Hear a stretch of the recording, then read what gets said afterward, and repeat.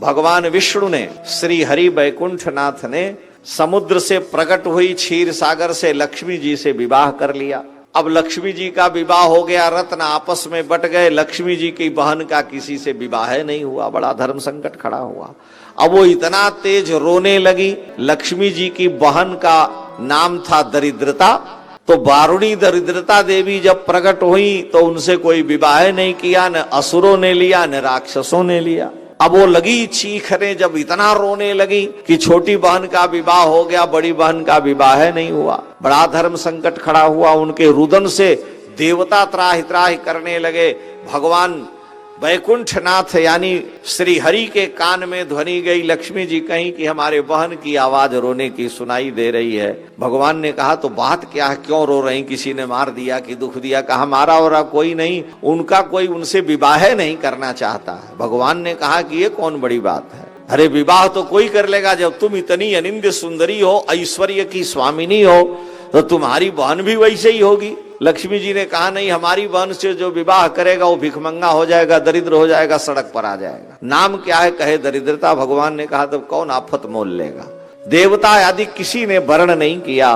फिर पत्नी की प्रसन्नता के लिए भगवान नारायण दधीच के पुत्र पिप्पलाद ऋषि के पास आए, जो पीपल के पेड़ के नीचे बैठकर तपस्या करते, उसके गोदे को खाते थे। भगवान ने कहा कि आप भक्त हैं भगवान शिव के, आशुतोष के, हमारे भी भक्त हैं, तो आप लक्ष्मी की बहन से विवाह कर लीजिए। तो उन्होंने कहा कि बड़ी अच्छी बात है, आप आदेश दे रहे हैं। भगवान ने कहा तो लक्ष्मी जी की बहन से पिप्पलाद ऋषि ने विवाह कर लिया।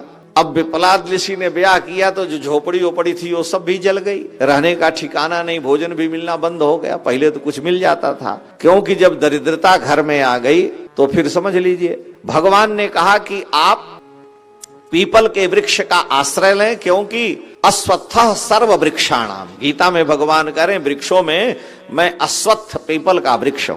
भगवान शंकर बट वृक्ष हैं, ब्रह्मा जी जो है धात्री आंवले के वृक्ष के रूप में है, और पीपल का वृक्ष भगवान नारायण है। तो आपको आश्रय में रहने के लिए पीपल का वृक्ष दे रहा हूं। तो पिप्पलाद ऋषि पीपल के वृक्ष के नीचे भगवती दरिद्रता के साथ रहने लगे। भगवान ने वचन दिया कि मेरी आज्ञा का पालन करने के कारण हे ऋषि, एक दिन मैं सपत्नी के यहाँ आऊंगा और दिव्य फल दूंगा। तो एक दिन भगवान नारायण लक्ष्मी जी के साथ पीपल के पेड़ के नीचे 24 घंटा आके रहते हैं, जिसे हम लोग शनिवार कहते हैं। तो शनिवार पीपल के वृक्ष में भगवान लक्ष्मी नारायण रहते हैं, और 6 दिन तक दरिद्रता रहती है पिप्पलाद के साथ। इसलिए 6 दिन तक उसका स्पर्श, पूजन, नमस्कार दूर से भले करे, स्पर्श और पूजन, जल चढ़ाना मना है। शनिवार को भगवान लक्ष्मी नारायण रहते हैं, तो पीपल के पेड़ की पूजा होती है, शनि भी प्रसन्न होता है। और भगवान की कृपा का ये फल है कि ब्रह्मा आदि नाक दबा के ध्यान करें, लेकिन भगवान जो है पिप्पलाद पर कृपा करके प्रत्येक शनिवार को पीपल के वृक्ष में आकर के पिप्पलाद ऋषि पर कृपा करते हैं। तो ये पिप्पलाद, और उसी पीपल को रोज छूने वाले, रोज उसका जो स्पर्श करते हैं, हम लोग देखे हैं जो हाथी पर बैठ के चलते हैं, महावत पीपर काट के खिलाते हैं, वो सब दरिद्र हैं एकदम के, उनका पेट नहीं भरता है। जगन्नाथ मंदिर है अहमदाबाद में, महंत जी जिसके हमारे परिचित हैं, बड़े विशिष्ट, जहां की प्रतिवर्ष जगन्नाथ यात्रा में भारत के गृह मंत्री जाते हैं। तो उस मंदिर में 7, 8, 10 हाथियां हैं।